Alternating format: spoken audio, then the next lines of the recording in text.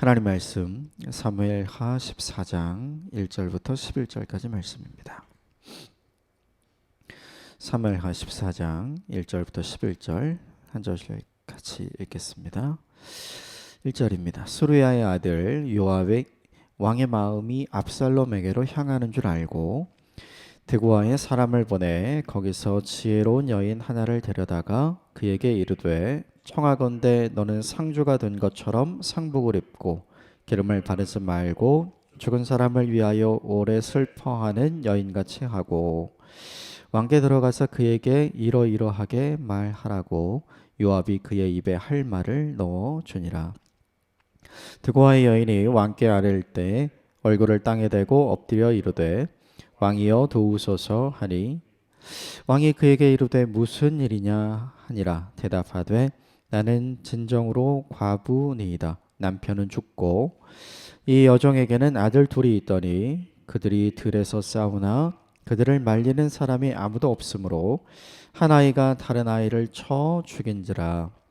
온 족속이 일어나서 당신의 여종 나를 핍박하여 말하기를 그의 동생 쳐 죽인 자를 내놓으라. 우리가 그 동생 죽인 죄를 갚아 그를 죽여 상속자 될 것까지 끊겠노라 하오니 그러한즉 그들이 내게 남아있는 숯불을 꺼서 내 남편의 이름과 씨를 세상에 남겨두지 아니하겠나이다 하니 왕이 여인에게 이르되 내 집으로 가라. 내가 너를 위하여 명령을 내리리라 하는지라. 드고아 여인이 왕께 아뢰되 내 주 왕이여 그 죄는 나와 내 아버지의 집으로 돌릴 것이니 왕과 왕위는 허물이 없으리이다. 왕이 이르되 누구든지 내게 말하는 자를 내게로 데려오라. 그가 다시는 너를 건드리지 못하리라 하니라. 여인이 이르되 청하건대 왕은 왕의 하나님 여호와를 기억하사 원수 갚는 자가 더 죽이지 못하게 하옵소서. 내 아들을 죽일까 두렵나이다 하니 왕이 이르되 여호와께서 살아계심을 두고 맹세하노니 내 아들의 머리카락 하나도 땅에 떨어지지 아니하리라 하니라. 아멘. 이것은 하나님의 말씀입니다. 어제 본문에 다윗 가문의 이제 안타까운 두 번째 일이 일어났죠. 암논과 다말 사이의 일도 안타까운 일이었지만 또 암논과 압살롬 사이에 일어난 일도 너무나도 안타까운 일이었습니다. 압살롬이 암논을 죽이고 외할아버지 집으로 피신을 하죠. 그리고 소문이 돌았죠. 모든 아들들이 다 죽었다. 그런데 사실을 확인해 보니까 그것은 그냥 소문에 불과했죠. 어제 나눴던 중요한 메시지 중에 하나가 무엇이냐면 소문과 소식을 구별해야 한다는 거죠. 소문이 빠르기는 합니다. 그러나 믿을 것은 되지 못하죠. 소식은 느릴 수도 있지만 바르고 정확한 것이죠. 성도가 교회가 쫓아야 할 것이 무엇인가? 소문이 아니라 소식이죠. 분명히 루머와 뉴스는 다르죠.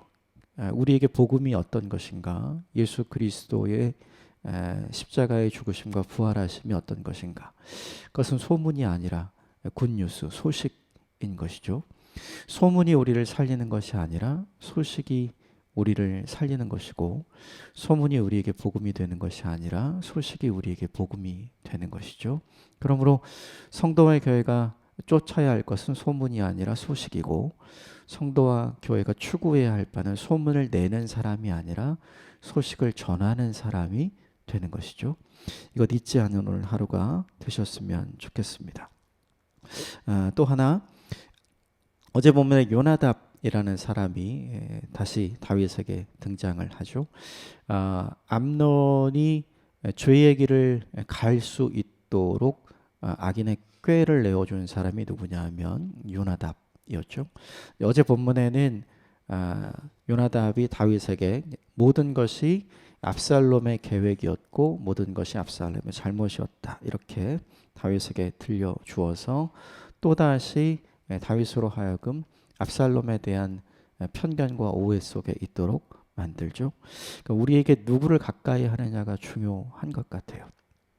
우리에게 악인의 꾀를 따르도록 하는 사람을 옆에 가까이 할 것인가, 아니면 악인의 꾀가 아니라 의의 지혜를 우리에게 알려주는 사람을 우리 옆에 가까이 할 것인가, 또 내가 어떤 사람이 될 것인가도 굉장히 중요하죠. 하나님께 중요한 것이 있었어요. 그것은 무엇이냐면 빠르게 가는 것보다는 바르게 가는 것이 하나님께 훨씬 더 중요하죠. 이것 잊지 않고 악인의 꾀를 내는 사람이 아니라 의인의 지혜를 내는 하나님의 사람이 되시기를 주님의 이름으로 축복합니다. 다윗에게는 분명히 암논과 압살롬의 문제를 해결할 수 있는 2년의 시간이 있었습니다. 근데 어제 본문에 다윗은 그 2년의 시간을 분명히 분노하고 화를 내기는 했지만 아무것도 하지 않았죠. 책망하고 책임을 지게 해야 할 암논에게는 아무것도 하지 않았어요. 그러니까 압살롬은 2년이라는 시간을 기다리면서 어쩌면 기대했을런지 모르겠습니다. 아버지 다윗이 반드시 이 일을 그냥 덮고 넘어가지 않을 것이다. 그런데 시간이 지날수록 아무것도 하지 않는 다윗의 모습을 보면서 암논은 오히려 더 크게 분노하게 되고 더 큰 상처를 받게 되죠. 그래서 계획하고 그래서 복수를 실행하게 되는 사람이 되었습니다. 생각을 해보면 다윗이 왜 그냥 있었는가? 시간이 없어서 그랬는가? 그렇지 않죠. 마음이 없어서 아무것도 하지 않은 거죠. 그 시간이 지나면서 암논과 압살롬의 사이는 더 멀어졌고 결국엔 암논도 잃고 압살롬도 잃게 되었죠.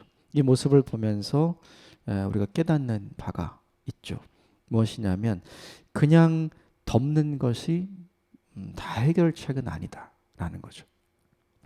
그러니까 다윗의 입장에서 암논의 잘못도 덮어주고 그리고 그 기간 동안 아무 일이 없었던 것처럼 압살롬에게도 그 무엇도 하지 않은 그 모습 자체가 모든 것을 해결하는 방법은 아니라는 거죠. 또 하나 중요한 것은 무엇이냐면 책임을 지는 타이밍이죠. 그 타이밍이 지나고 나면 책임질 수 없는 상황이 오게 된다는 것도 어제 본문을 통해서 보게 됩니다. 다윗은 분명 자녀들을 사랑했던 것 같아요. 그러나 어제 본문에 다윗이 보여주었던 사랑은 뭐냐면 무책임한 사랑이었죠. 하나님의 사랑을 좀 생각해 보게 됩니다. 우리의 죄를 하나님께서 그냥 덮어 두시는가? 그렇지 않죠. 자신의 사랑하는 아들, 좀 자기 자신을 내어 줄 만큼 죄에 대해서 민감하게 반응하시죠. 다시 말하면 책임지는 사랑을 하나님께서 우리에게 베풀어 주시죠. 어떤 모델을 따라갈 것인가 결국 우리가 결정해야 할 것 같습니다. 다윗의 모델이 아니라 하나님 아버지의 모델을 따라가는 저와 여러분이 되시기를 주님의 이름으로 축복합니다. 오늘은 어제 보면 마지막에 3년이라는 시간이 지나면서 이제 암논에 대한 슬픔은 조금씩 사라지고 그리고 3년 동안 보지 못했던 압살롬에 대한 그리운 마음이 조금씩 커져가는 다윗의 모습을 다윗을 가장 잘 아는 요압이 발견하게 됩니다. 그리고 오늘 본문엔 요압이 드고아에 사는 한 지혜로운 여인을 불러서 이 모든 일을 다시 설계하고 다윗에게 이야기해서 이제 압살롬을 데려오게 하려는 일을 오늘 요압이 하는 걸 보여줍니다. 먼저 1절과 2절 같이 읽겠습니다. 시작. 스루야의 아들 요압이 왕의 마음이 압살롬에게로 향하는 줄 알고 드고아에서 사람을 보내 거기서 지혜로운 여인 하나를 데려다가 그에게 이르되 청하건대 너는 상주가 된 것처럼 상복을 입고 기름을 바르지 말고 죽은 사람을 위하여 오래 슬퍼하는 여인같이 하고 왕께 들어가서 그에게 이러이러하게 말하라고 하고 요압이 그의 입에 할 말을 넣어 주니라. 시간이 지나면서 암논에 대한 슬픔은 적어졌고 압살롬에 대한 그리움은 커졌습니다. 이게 티가 났겠죠. 그러니까 지금까지 아무 말도 하지 않았던 다윗의 입에서 또 다윗의 행동에서 압살롬에 대한 이야기가 나오고 있는 걸 분명히 요압이 발견하고 요압이 어떻게 할까를 생각하고 고민을 했을 겁니다.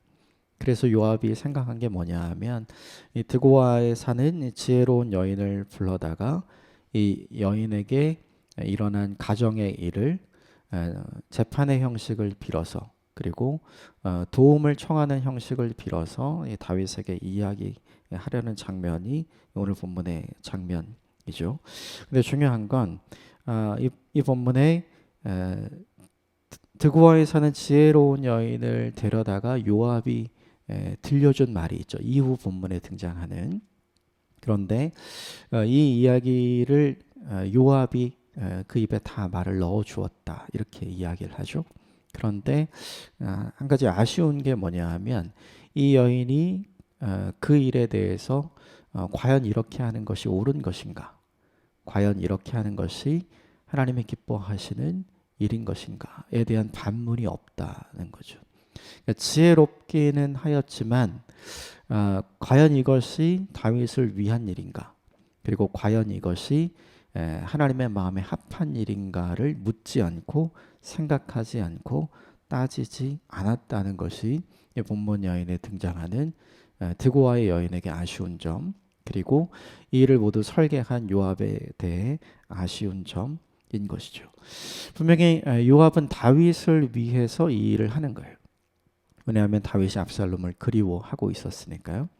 그런데 그리워하는 다윗과 압살롬을 다시 만나게 해주는 것이 과연 하나님 보시기에 바르고 합당한 일인가에 대해서 요압도 고민하지 않고 드고아의 여인도 고민하지 않는 거죠.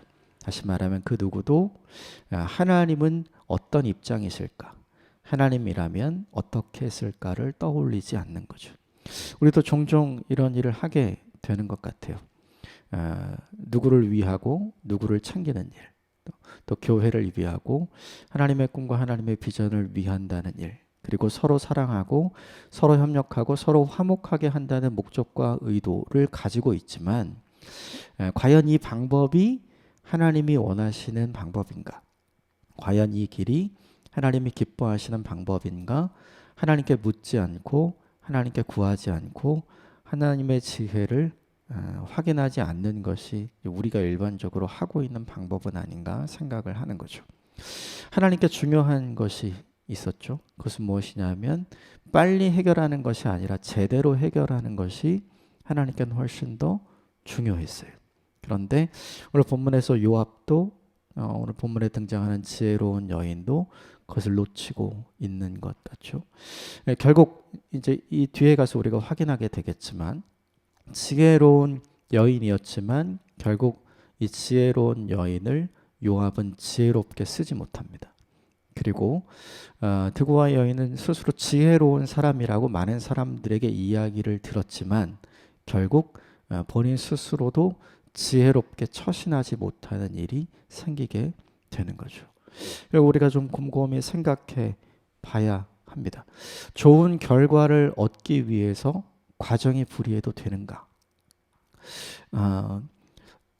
우리가 내는 모든 결과가 과연 하나님이 기뻐하실 것인가? 이것을 생각하지 않으면 오늘 본문의 지혜로움이 안 될 수 있는 상황이 우리에게 있는 것이죠.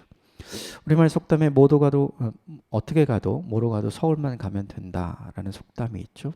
그런데 그것은 우리에게는 어쩌면 적용될 수 있는 말이긴 하지만 하나님께는 적용될 수 없는 말이죠.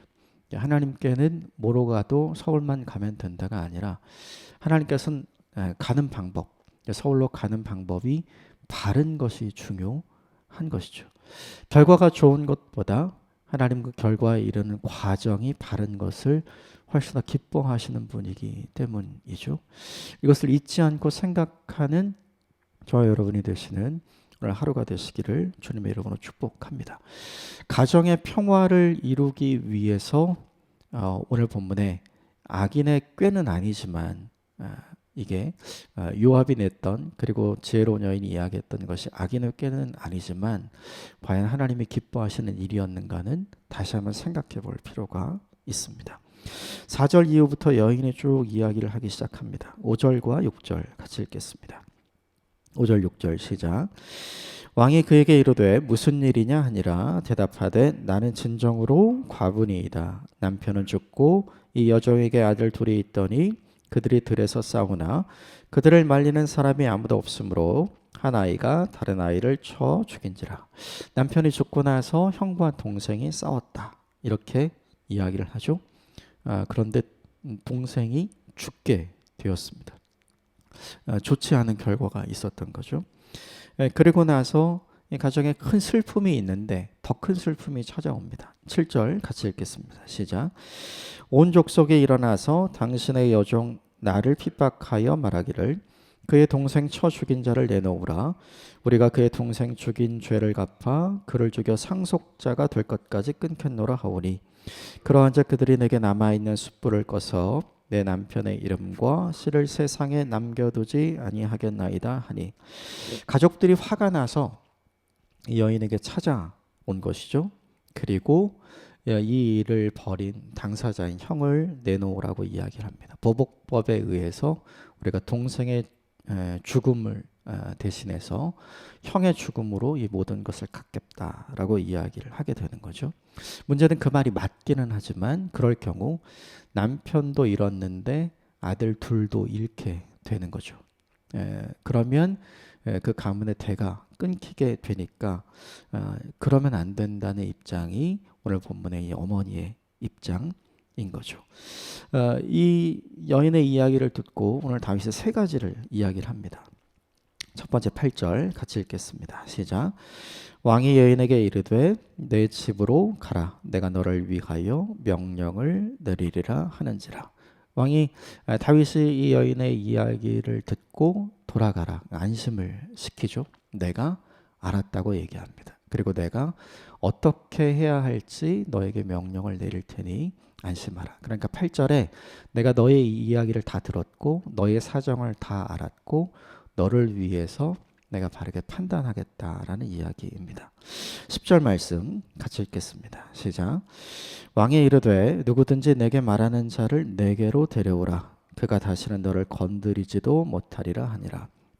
돌아가서 너에게 지금 네가 나에게 했던 이 말을 똑같이 하는 사람, 즉 형을 내놓아라. 우리가 그를 죽여서 이 문제를 해결하겠다라고 누구든지 이야기를 하면 그 사람을 내게로 데려오라는 거죠. 내가 건드리지 못하도록 너를 지켜 보호해 주겠다라고 이야기를 합니다. 그리고 여인이 다시 두려워하자 이제 마지막으로 이렇게 이야기합니다. 11절 같이 읽겠습니다. 시작. 여인이 이르되 청하건대 왕은 왕의 하나님 여호와를 기억하사 원수 갚는 자가 더 죽이지 못하게 하옵소서. 내 아들을 죽일까 두렵나이다 하니 왕이 이르되 여호와께서 살아계심을 두고 맹세하노니 내 아들의 머리카락 하나도 땅에 떨어지지 아니하리라 하니라. 왕의 이야기를 들었지만 불안해하는 여인이 다시 한번 약속을 확인받기를 원하죠. 그러자 다윗이 확실하게 약속하고 이야기합니다. 그 누구도 내 아들을 죽이지 못하도록 내가 명령해서 너를 지켜주겠다 이야기한 거죠. 근데 이 이야기를 들으면서 곰곰이 이 이야기가 다윗은 이게 자신의 이야기라는 걸 이제 알게 됩니다. 내일 본문에 그것이 등장을 하죠. 이 본문에 형을 죽여야 되겠다고 생각했던 입장에 있는 사람이 사실은 다윗에게도 있었습니다. 그게 누구냐 하면 암논의 엄마였던 아히노암과 그의 가족들의 주장이었겠죠. 압살롬 죽여야 마땅하다. 내 아들 그리고 우리 형제인 암논을 죽인 사람 아닌가. 보복법에 따라서 그의 죽음으로 이 모든 것을 갚아야 한다라고 늘 다윗에게 이야기했던 사람. 그 사람이 누구냐 하면 다윗의 가족이고 그리고 그의 아내였던 아히노암이었겠죠. 이야기를 얼마나 들었을까요? 3년 내내 듣지 않았을까요? 그러니까 3년 내내 이 이야기를 들으면서 다윗의 마음은 어땠을까를 고민해 보게 되죠. 또 하나 이 여인의 주장처럼 주장했던 사람들이 있죠. 즉 동생을 죽이긴 했지만 형을 살려야 한다라고 이야기했던 드고아의 여인의 주장처럼 다윗에게 늘 암논을 죽이긴 했지만 압살롬을 살려야 한다라고 이야기했던 사람이 있겠죠. 그게 누구냐면 다말이 먼저 그 이야기를 했겠죠. 그리고 압살롬의 엄마였던 마아가가 늘 그 이야기를 했을 거예요. 이것도 3년 내내 다윗이 들어야 했던 말이었을 겁니다. 이 둘 사이에서 지금 누가 3년이라는 시간을 보내고 있냐면 다윗이 3년이라는 시간을 보내고 있죠. 그런데 되게 신기한 게 있어요. 뭐냐면 드고아의 여인이 했던 말에 대해서는 다윗이 너무나 분명하고 정확하게 누구를 어떻게 해야 할지 판단을 하고 결정을 내려주죠. 네 말이 맞다. 내 아들을 살려줄 것이다. 누구든지 해하려고 하면 나에게로 데려오라. 절대로 죽지 않도록 내가 지켜줄 것이다. 그게 이 여인에게 합당한 일이라는 걸 다윗은 알고 있는 거예요. 그런데 정작 그 일이 자기 자신의 일이 되니까 아히노함과 이 마아가 사이에서, 다말 사이에서 서로 다른 말을 하는 사람들 사이에서 다윗은 어떻게 하냐면 판단과 결정을 내리지 못하고 3년이라는 시간을 흘려 보낸 거죠. 그래서 우리에게 주는 메시지가 하나 있죠. 그것이 무엇이냐면 다른 사람의 일이면 쉽고 빠르게 판단하고 결정하고 선택할 수 있어요. 근데 그 일이 내 일이 되면 그게 결코 쉽지 않아요. 빠르게 선택할 수 없어요. 그리고 결정하고 선택하게 되면 한쪽의 손을 들어주는 것이 되기 때문에 다른 한쪽에 대한 책임감이 들기 마련인 거죠. A를 선택하면 B가 오고 B를 선택하면 A가 오는 상황이 다윗에게 있었던 거예요. 그래서 그 무엇도 선택하지 못하고 있는 거죠. 그러면서 시간만 지나가고 있는 거죠. 이 본문이 우리에게 주는 메시지가 있어요. 남의 일은 쉽게 생각하고 판단하고 결정하고 바르게 선택할 수 있어요. 그런데 자신의 일은 그렇게 하지 못하는 게 우리라는 거죠. 그럼 이때 다윗은 무엇을 했었어야 될까요? 하나님을 찾았어야죠. 하나님이 가장 정확하게 나를 아시고 하나님이 가장 정확하게 내 상황을 아시고 하나님이 가장 정확하게 판단과 결정을 내려주실 수 있는 분이잖아요. 그런데 지난 3년 동안 다윗은 하나님을 찾지 않아요. 이 문제를 놓고 하나님 앞에 나아가 간구하고 하나님께 물었던 적이 없어요. 다윗은 늘 전쟁에 앞서 하나님께 어떻게 해야 될지를 구했던 사람이었습니다. 사울이 죽은 이후에도 하나님께 하나님 어디로 갈까요? 라고 물었던 사람이었어요. 70년 동안 아무도 기억하지 않았던 법궤를 가져오기 위해서 열을 냈던 그 열정을 냈던 비전을 품었던 사람이고 문제가 생기자 해결 방법을 찾아서 하나님 앞에 나아갔던 사람이었어요. 그러니까 끊임없이 문제가 생길 때마다 그냥 하나님을 찾는 사람이었습니다. 그런데 이 암논과 압살롬의 문제에 있어서만큼은 그냥 하나님을 찾는 모습이 드러나지 않죠. 하나님을 찾는 시간이 늦으면 늦을수록 바르게 판단하고 결정하고 선택하는 시간이 늦어지는 거죠. 그것이 늦어지면 늦어질수록 본인에게도 손해이고 가족에게도 손해인 거죠. 이 본문이 우리에게 보여주는 메시지 중에 하나예요. 또 하나는 뭐냐면 우리가 주저하고 우리가 머뭇거리면 누군가가 나서서 대신 그 일을 하려 한다는 거예요. 압살롬과 암논 사이의 문제는 사실은 다윗이 해결하고 다윗이 결정하고 다윗이 판단했으면 끝나는 거였어요. 그런데 그가 그 일을 하지 않자 오늘 누가 그 일을 하게 하냐면 요압이 그 일을 하게 하잖아요. 당사자는 가만히 있고 옆에 있는 사람들이 나서서 그 일을 하게 하잖아요. 다른 누군가에 의해서 그 일이 이루어지잖아요. 근데 가장 큰 문제는 뭐냐면 하나님이 빠진 평화를 주려고 하고 또 하나님이 없는 사랑을 품게 하고 또 하나님께 묻지 않는 결정을 하게 하잖아요. 요압도 이 본문 어디에서든지 아까 우리가 1절, 2절, 3절을 통해서 나누었던 것처럼 하나님께 묻지 않습니다. 하나님의 지혜를 구하지 않아요. 그리고 그 하나님의 지혜를 가지고 있었다고 평가되는 드고아의 여인도 이 문제를 가지고 하나님 앞에 나아가지 않게 되는 거죠. 선택해야 할 때 선택하지 않고 결정해야 할 때 결정하지 않고 하나님을 찾아야 할 때 하나님을 찾지 않으니까 오늘 다윗의 인생의 문제에 다윗이 아는 다른 사람이 등장해서 이 문제를 해결하려고 하는 거죠. 하나님이 무엇을 원했을까를 곰곰이 생각해 봐야 돼요. 하나님은 요압이 이 문제를 해결하기를 원하셨을까? 아니면 다윗이 이 문제를 스스로 해결해 가기를 원하셨을까? 당연히 전자가 아니라 후자인 거죠. 왜냐하면 결자 해지하기를 하나님이 원하시는 거잖아요. 이 본문을 보면서 우리는 참 안타까워요. 왜냐하면 그렇게 하나님의 뜻을 구하고 그렇게 하나님의 의중이 무엇인지를 구하면서 알았던 다윗이 지난 3년간 그런 모습을 전혀 보여주지 못하고 있거든요. 갈팡질팡하는 모습을 보여주는 거죠. 우리도 가끔 이런 때가 있는 것 같아요. A를 선택하기도 뭐하고 B를 선택하기도 뭐할 때. 그런데 그때 내 주변에 있는 사람들이 그 모습을 보면서 이렇게 하는 게 어때? 이렇게 하는 게 더 좋지 않아? 라고 이야기하는 상황이 우리에게 있는 것 같죠. 근데 그럴 때 이 본문이 우리에게 보여주는 메시지는 바로 그럴 때 갈팡질팡 하면서 우리의 선택을 다른 사람에게 미룰 것이 아니라 바로 하나님께 그 문제를 가지고 나아가서 간구하고 하나님의 지혜를 구하는 일이 필요하다는 걸 반면교사의 모습으로 보여주는 거죠. 오늘 본문에 다윗도 하나님의 뜻을 구하지 않고 요압도 하나님의 뜻을 구하지 않고 요압의 이야기를 들었던 드고와의 여인도 하나님의 뜻을 구하지 않아요.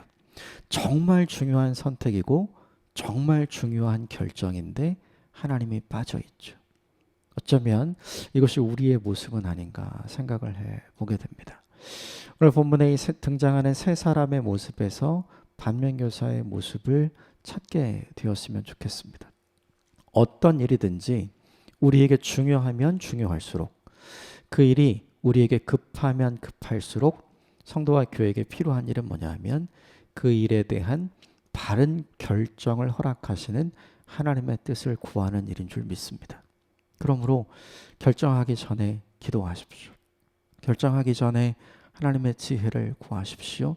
누군가가 결정해 주기를 기다리지 말고 스스로 결자 해지하기 위해 하나님의 뜻을 구하고 하나님께 나아가는 하나님의 사람이 되시기를 주님의 이름으로 축복합니다. 다른 사람의 일은 비교적 쉽게 보이는 것 같아요. 그러나 내 일이라서 그렇게 보이지 않는 어려운 일이 있잖아요. 그때 우리에게 필요한 것이 있습니다.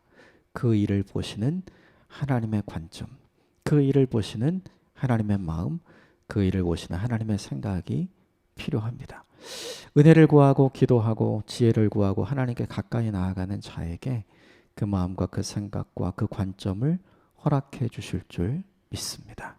함께 기도하겠습니다.